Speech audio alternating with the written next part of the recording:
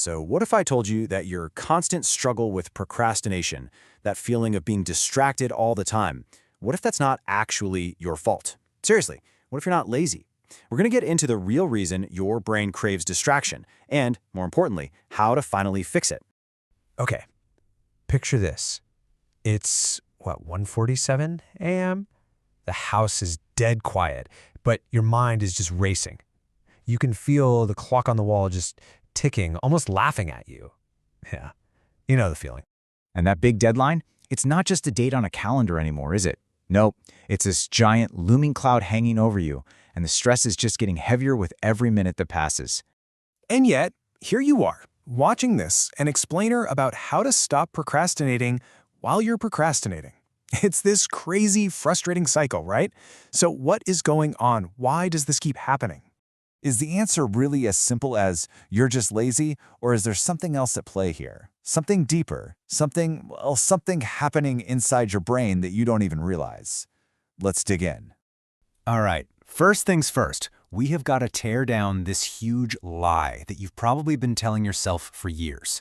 Because this whole thing, it's not a character flaw, not even close. Just look at this. Do you feel that pit in your stomach, that guilt when you're putting things off? Do you stress out about where you're headed? Are you constantly saving stuff like this, hoping to find the magic bullet? See? You care. A truly lazy person doesn't feel any of that. You do. You care a lot. So if it's not laziness, what is it? Well, the truth is it comes down to biology. Your brain is basically hooked on a chemical called dopamine, and dopamine is all about motivation. It's what makes you want to do things. The problem is, our modern world offers an endless buffet of cheap, easy dopamine hits, and our brains have gotten addicted. It's not a moral failing, it's a biological trap. So let's look at what this actually means for your day-to-day choices. We're going to break down why picking up your phone feels so much easier than picking up that textbook. Just look at the matchup. On one side, you've got social media. You get a reward instantly. It takes zero effort, and there's absolutely no risk. On the other side, studying. The reward is way in the future, it takes a ton of brain power, and hey, you might even fail. Your brain is wired for survival and efficiency. Which one do you think it's going to pick every single time? It's a no-brainer. And this right here, this is a total game changer. That feeling, you know the one where you open your laptop to work and suddenly you feel exhausted? Or you get this uncontrollable urge to just check your phone for a second? That's not you being weak. That's your brain literally going through withdrawal, screaming for its easy fix. And that's exactly why all the typical advice you hear, like just be more disciplined or just force yourself, is completely useless. That's like telling someone with a deep addiction to just stop. It ignores the root cause. You can't willpower your way out of your own brain chemistry. You need a smarter system. So that's what we're going to do. We're going to walk through 4 actual practical fixes, a smarter way to work with your brain to rewire it for focus, instead of constantly fighting against it. Okay, fix number 1. And this one isn't about trying to be a superhero of willpower. It's about being smart and managing your environment. It's about controlling the supply of that cheap dopamine. The rule is simple, but it is powerful. No high dopamine activities before noon. That means no scrolling Instagram, no TikTok, no shorts, no gaming. See, when you start your day by flooding your brain with these super intense rewards, you set the bar for what feels good incredibly high. Then, when you try to do actual work, it feels boring and impossible. Give your brain a chance to reset. All right, fix number 2 is what I like to call the low bar rule.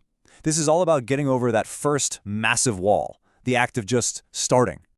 Look, when a task feels huge, like study for 3 hours, your brain just shuts down. So instead, you make the goal so ridiculously easy, it's almost harder not to do it. Your goal isn't write the essay. It's open the document and write 1 sentence, or study for just 5 minutes. The secret is that motivation doesn't come first, action comes first. Once you start, momentum builds on its own. And you have to remember this, doing 5 minutes every single day is so much more powerful for rewiring your brain than one massive, burnout-inducing 5-hour session once a week. You're building a new habit, one tiny, achievable win at a time. Okay, on to fix number 3. This one attacks a secret enemy of productivity, decision fatigue. A lot of the time, we're not avoiding the work itself, we're avoiding all the little decisions about the work. It's so simple. The night before, you make the plan. What exactly are you going to work on? Where are you going to do it? And for how long? That's it. So when tomorrow comes, there's no debate, there's no back and forth, you've already made the decisions. Your only job is to execute. This one habit is an absolute game changer. And finally, our fourth fix. This one is about being realistic. Your brain needs breaks. Trying to just eliminate all fun things from your life is just going to backfire. The trick is to have smarter breaks.